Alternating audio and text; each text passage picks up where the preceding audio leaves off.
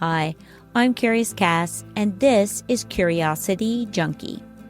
Today's guest is the author of 28, The Age of Power. It's an inspirational and true story written by Fabienne Sandoval. Hi, Fabienne. Welcome. Hey, Cassie. Thanks so much for having me. Yes, I'm so excited that we connected through Insight Timer and that I have an opportunity to sit down and chat with you. You have a book out. I know you do some recordings on Insight Timer because that's how I found you. And actually, it was your course on how to find love? Learning how to love. Learning how to love. Yes. I think I'm on like day 4 of that right now. But I wanted to reach out and kind of pick your brain and just share what you've been through. So tell me a little bit about your journey to getting to where you are today. Yeah, sure. Oh my goodness. It's been a crazy journey. Like when you talk to me and say like, oh yeah, because you have a book and a course and a this, and I'm like, oh yeah, I get to be that version of myself now. Like, thank God, thank God. She was in the works for a while, so like we're really happy that we're here. You're good. Yeah, so I mean, my journey is like, I think it's probably not too different to what a lot of people kind of go through in their lives. I was in a corporate background.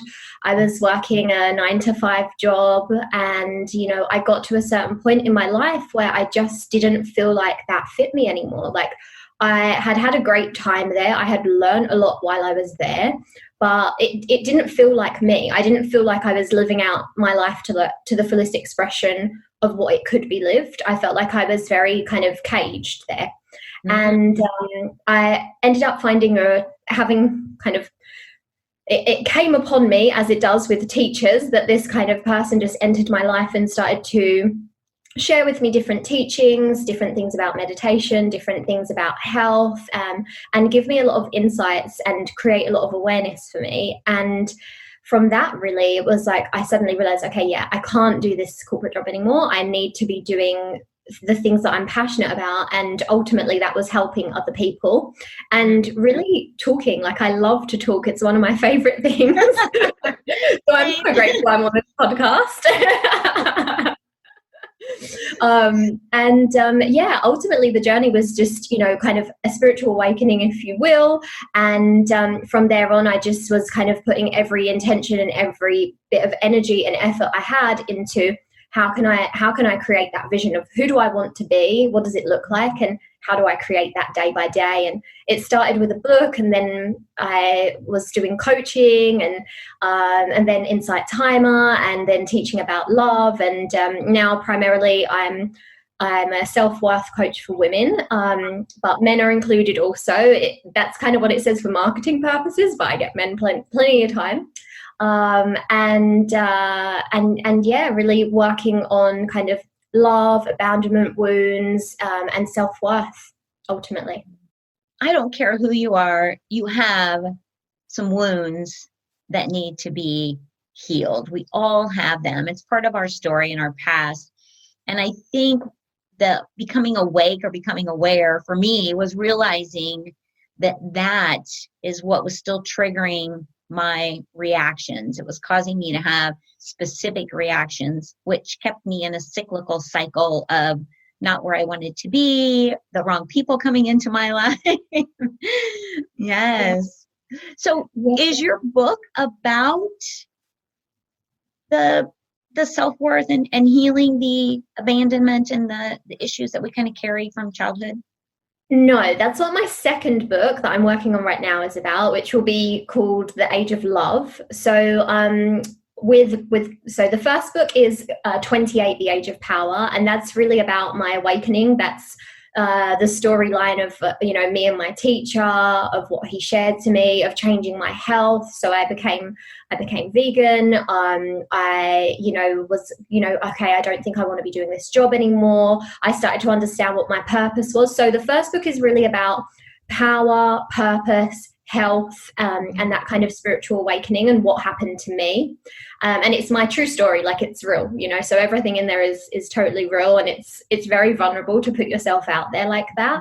But I know for many people that read it, they can really resonate with it. And that was my intention, that it was a short read. It wasn't going to be, you know, really difficult, really complex. It was just going to be truth. And so I think a lot of people can resonate with that when someone's just like, here's my truth. Yes. Yes. And I love that you had your awakening at such a young age, because I'm 58 now. I was early 50s, like 50, 51, when I started to question, and about 53, 4, when teachers started showing up in my life. And I didn't realize what was happening or what it really was until I read a specific book. It was Michael Singer, The Untethered Soul. And that just kind of like, boom, opened me up to a whole different world. And as I'm in it now and loving my life, I go, wow, what if this had happened when I was younger? I wouldn't have been ready. I mean, obviously it happens for a reason when it happens. We come to this when we come to it. But I go, oh man, I so want to turn my kids onto it. They're 27, well, about to be 27 and 30. And so I go, yes, that you come to it at a young age, I think is really important. And I also feel like there's a shift happening in more people really questioning and becoming, you know, we use awake a lot, but maybe just aware, self-aware is a great word. Yeah. It's fascinating. Absolutely. I love too that when you started out, you did the vegan thing, and you really just started taking a look at your life and what direction you wanted it to go. I did almost the exact same thing. I did vegan. I gave up alcohol. I went celibate for a year. Just, it was a way for me to show myself love. I needed to show that I could be there for me and make a commitment to take care of me. So tell me a little bit about that whole process for you. Like, what was that like? Oh my gosh. Well, I actually think it's a really scary process. Like when you're going through it, you're like, what the heck is going on? How did I not realize all of these things about our world? How was I not aware, you know, just aware of what was happening? Like, why didn't I ever look at things before? Why didn't I ever question things before? And I think it's really interesting, especially with your timing of your kind of awakening. So what I write about in my book is Saturn's return. And I don't know if you've ever heard of that before. No. Okay, so Saturn's return is something that comes around. So Saturn will be, when you're born, it will be in a certain point in your birth chart, right? And then every 28 to 30 years, Saturn comes back around and enters into your chart. Oh, so that's why, for me, the book was 28. My awakening was at 28, around that sort of time. And that's why a lot of people, kind of younger people, you know, they're in a space where as they're hitting that 30 birthday, they're like, oh my God, what's happening with my life? Like, I should settle down, or I should break up, or I should do this, or I should do that. It's because it's driven by Saturn. And so the interesting thing is, you said that you got yours in a later stage of life. If you actually think back to your 28th, 30th birthday, probably something dramatic was happening to you around that time, but maybe you just didn't know it. But because you've said your more recent timing, that would actually link in with the next set of 28 years, right? Right. Wow. So, yeah. Okay. So you're probably, you're more than likely in your second Saturn's return. Right. Oh, that's fascinating. And when I was discovering that your book was called 28, I think when I sent you the invite, I was like, 28 was my favorite year. Like when somebody says, what's your favorite age? I'm like, 28. I was getting married. I was thinking, buying a house. Like it was just a huge pivotal year for me. So fascinating that you just said that. Yeah, exactly. It's always funny because people usually go, 28, I don't know about that. And then I say, well, what happened in your life at 28? And then people go, oh my God, I moved countries, or I got married, or I had my first child, or like something really kind of big is happening in their life. And actually for me, the way I learned about this was through my mum. So she never knew like astrologically why this was happening, but she always kept holding on to this idea of when you turn 28, you know who you are. And she would always say to me, when you're 28, you just know who you are. It's just this powerful year. Like, it's a magical year. You're gonna have a great time. And I would be like, okay, Mom, like, thanks. And when I turned 28, I was like, hey, this is not magical. This is hard work. I loved it because I was learning who I was. I was learning what was important to me and what I cared about and who I wanted to be in this world.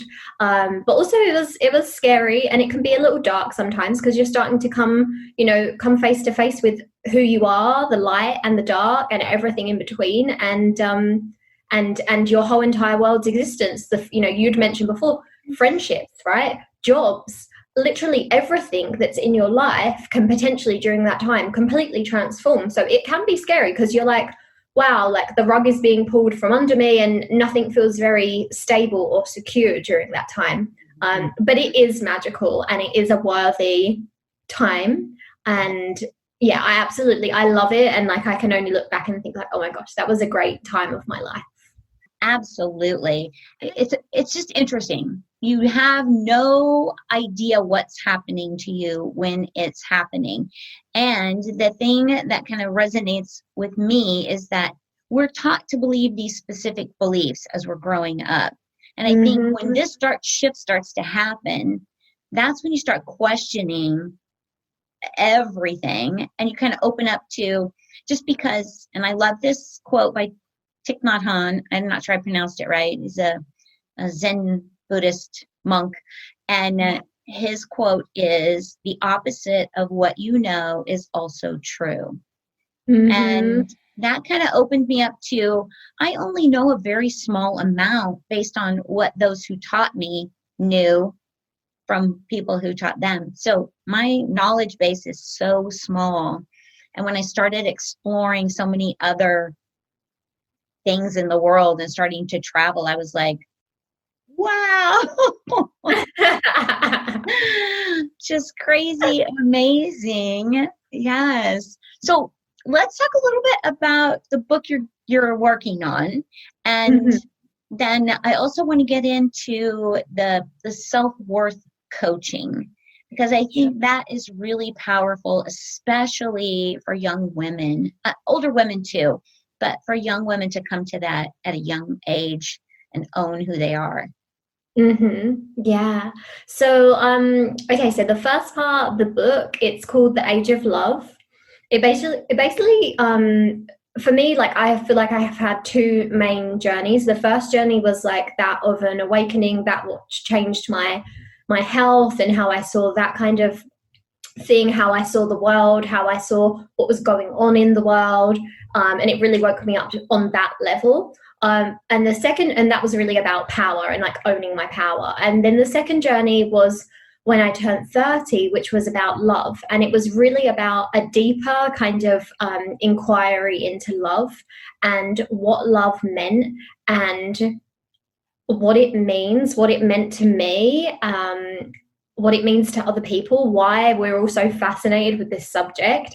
And so the second book is really about my journey to love and to learning what that is. And I initially thought that was a journey. I was quite naive at the beginning, and I really thought it was just a journey of me meeting that person that I'm meant to be with.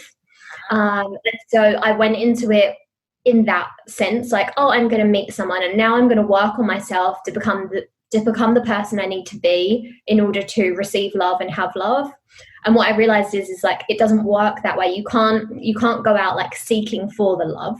You have to become the love. So the book is about my journey. So it talks about abandonment wounds. It talks about attachment styles. It talks about like the triggers that you get when you're in something romantic and there's just stuff coming up and you just can't hide from it because you have that person there and they're a mirror and they're going to show you all the things that you are unconscious of. They are going to show it to you, and it's not pretty. So that's basically the story. And so it's really like with the question of, well, does she find love? And so that's what I'm working on at the minute. Oh, I love it.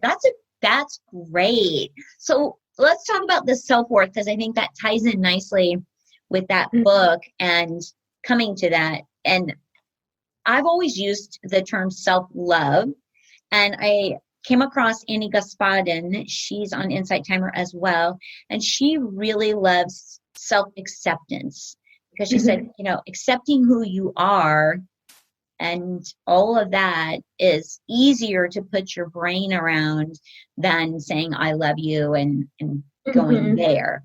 So let's talk about how you work with the self-worth, because I love that word too. Yeah, sure. Well, I will always say, to a lot of my clients or people that I work with, I'm like, it's about all the selves, right? At the end of the day, we've got the self-love and we've got the self-acceptance and we've got the self-worth and we've got all of them, and they're all important, right? And we need to be doing all of them, but they all have one thing in common, which at the front of it says self. So it's all about you, essentially, right? Yes. So the thing for self-worth actually came in, it was a little bit later in my work that I started to kind of realize that self-worth was something that was at play. So I had been coaching people and working with, women and men, and really just started to recognize that the thing that they all had in common, like the reason why they didn't have their dream life or their dream partner or their dream house or their dream job or whatever it was that was their desire, the reason they didn't have it is because they didn't believe that they were worthy and deserving of it. That was the ultimate statement. And the journey they had to go through was not to believe that they could do that big thing, like run a yoga retreat or something like this and sell it out. It wasn't that. It was that they had to actually match the inside. Like, so if I don't feel like I'm worthy of doing that, or I don't feel like I'm deserving of that, it's going to be really hard for my outside world to give me something I internally don't believe in.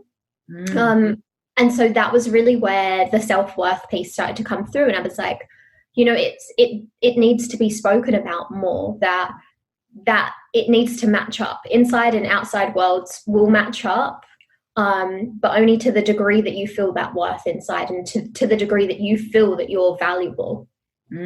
Yes. And I think so many times that we don't even realize the conversation that's going on in our brain, because our brain is talking all the time and it's telling us stuff that we would never say to other human beings. And it speaks to that piece of the self-worth, the self-love, the self-acceptance. So how does one go about either letting go or healing those are deep traumas? A lot of those. Yeah, there really are. I think, for me, what I would say, it comes from really looking at what scripts you're playing. So you already said, a lot of the time there's stuff going on in your mind that you're saying to yourself that you would never say to another human being. Like, you wouldn't say that to someone that you loved or cared about, but you'll say it to yourself. So one of the things that I do with my clients is we work with a tool which I call rewriting the script. So basically, whatever script it is that you have playing in your head, which is saying to you, you're not good enough, or you don't deserve this, or he's never going to love you, or whatever it is, you're not thin enough, tall enough, whatever it is that you've got in your head that you're playing, you have to rewrite that. And so that's one of the key ways to really build self-worth, is to rewrite these scripts that we have in our head. Yes. Oh, absolutely. Do you think that journaling is a great way to do that? I love journaling. And a lot of times it is just kind of releasing some stuff. Sometimes it's a creative idea, but I absolutely love journaling. What are your thoughts on it? Oh, I love journaling. It's one of my, I refer to it as well as writing therapy. I think that it is really powerful. It's, for anyone that works with me, anyone on my group coaching, anyone that comes to a workshop, they're like, Fab, she's all about the journaling, because I'm like, you must be here. You must have pen and paper, because, I think having someone ask you questions and you sit there and you journal that and you write it down, it's just so therapeutic. And, you know, I have a practice that is called morning pages, which is where you journal 3 pages of just freehand. And so the idea is literally, as you said, to just release any of the thoughts that you've got in your head. And it's just a wonderful way of being able to create that emotional regulation. So a lot of the time, like, we can be really, you know, like out of balance and out of sync, but coming to the page and sitting down and writing, that just does wonders. It really, really does wonders. But a lot of the time people have a lot of resistance to the writing in the first place. So that would be the first hurdle. Less about what am I going to write, more about, can you just sit there with a cup of tea and a pen and paper and just say whatever's on your mind. What I do is I just do a little quiet time and I play music, and then that's when I pick up my journal, and then I just, whatever I'm feeling, I go ahead and just let that out. And sometimes it's beautiful stuff. Sometimes it's emotions that I'm struggling with. It's almost like therapy. Yeah, it really is. So I have for anyone that's listening, it's like, oh, I want to try therapy. I want to try, you know, journaling. I don't know where to start. I don't know how to do it. If you want to get in touch with me at some point, and I'm sure we can put this in the show notes or something like that, but I have a journaling and writing therapy workbook, which basically explains like how to do it. So yeah, for anyone listening, then obviously, you know, feel free to take that workbook and get that kind of entry, open the door into journaling, and start. Okay, so how would someone get in contact with you? Let's say they want to reach out. Yeah, so the best way for people to connect with me is email. So you can email me at hello@fabiennesandoval.com, or you can find me on my website. So on my website, I have details about my coaching, what offerings I have. So you can go to www.fabiennesandoval.com. And you can also find me on Instagram and Insight Timer. And you can just search my name under there and you will find me on both those places as well. Yes. Well, I want to talk a little bit about the course you have right now going on Insight Timer, because love is a word to me that just, it means literally everything. I think if we could all be love and come from a place of love, the world would be a beautiful place. But we have to learn to love ourselves first, which can be challenging because we come with stuff. So why did you pick the topic? Okay, so this is a really interesting one, actually. What had happened is I had started with Insight Timer. This is, 2016, I guess, like 4 years ago. Yeah, I guess about then, maybe a little longer. And it was around that sort of time, and I was looking to put together a course, and I was like, hey, I really want to put this course together. And I was pitching to them what course I wanted to put together. And they were like, yeah, no, that's great. We have a lot of those. And they were like, you're working on a love book. Why don't you do that? And I was like, oh no, like at that point I was like, no, this is precious. Like, it's not ready yet. Like, I'm not ready to give that to the world yet. And they were like, no, like, we'd really love something on love, you know, that would really work well for us. And I was like, okay, well, I can think about it. And I came away from it. I was like, I just don't know if it's ready yet. And then I gave it some thought, and I was like, well, you know, when else will it be ready? If not now, when? Oh, yes. And so I thought, okay, let's go ahead. And at that point, it had only been, I guess, it wasn't that it was so, it wasn't that it was like so in the infancy of the journey, but it just felt to me that I hadn't kind of amalgamated all those teachings. Like, I hadn't even kind of like pulled them together for my own self yet. Right. So anyway, I went ahead and was like, okay, let's do this. And I started to think about, well, what would I deliver on love? And for me, it was like, well, really, it's just this journey of learning how to love. As you had said before, you know, we grow up with parents and caretakers and family members, and you know, these people are all doing their absolute best to raise us in the best way that they know how. But that doesn't necessarily mean that they knew all the answers of how to raise you in the most loving way, or how to teach you how to love in the best way possible. And I feel really blessed because my mom was absolutely amazing and probably one of the most like loving people ever. She, from a very small age, made like me and my sisters, we all had to like kiss each other good morning and good night and things like this. And she really instigated a lot of love. So I have a very loving family. I also have my traumas and dramas as well. But my mum really instigated that feeling of love for us. And so for me, I was like, yeah, I think it's about how do we learn really how to love? How do we learn how to be in a relationship? How do we learn what we want in love? What's our desire to meet a partner, and what does it look like? And so the journey on Insight Timer is a 10-day course, and it's basically around a lot of the things that I discovered when I was on my journey to love. So it talks about attachment styles. It talks about attachment styles. It talks about love languages. It talks about releasing wounds. It talks about, really having like a ceremony to get rid of all of those things that you've been feeling. What is love, and really contemplating that, putting together a kinds of lists for what it is that you're looking for from love. So it's kind of it's a full spectrum journey, and it can be done if you're single or married or in a relationship. It really doesn't matter. The journey is not specifically for someone that's single, or it's for everyone. Right. Because it's more about discovering you and how you love and what you need under love, right? Yeah, absolutely. And that's the first. So day one really is about what is love.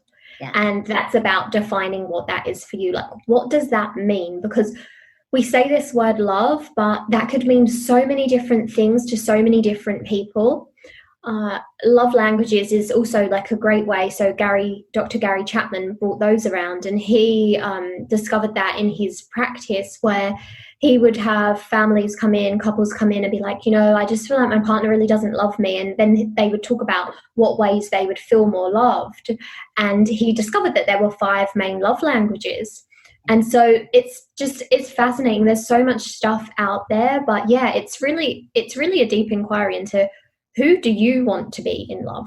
Like, how do you want to love yourself? How do you want to show that love to yourself? And how do you want others to show it to you? Because the more awareness you can have around that, the more that, one, you know how to receive that for yourself.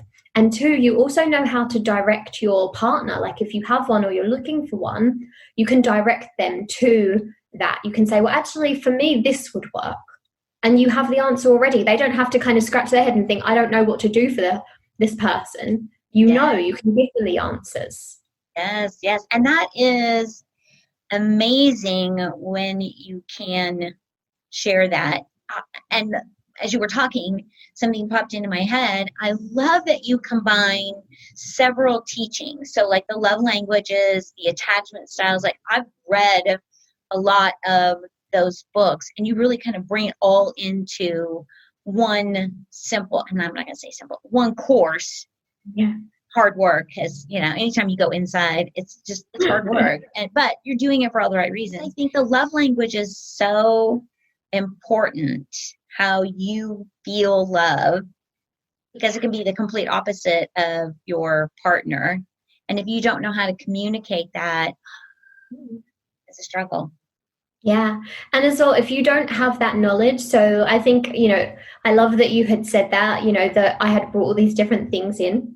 And for me, when I was on that journey of love, where I like dedicated a whole year of my life to just learning about love, this was one of the things that fascinated me. I was like, we have attachment styles, we have love languages, we have apology languages, we have all of this stuff out there.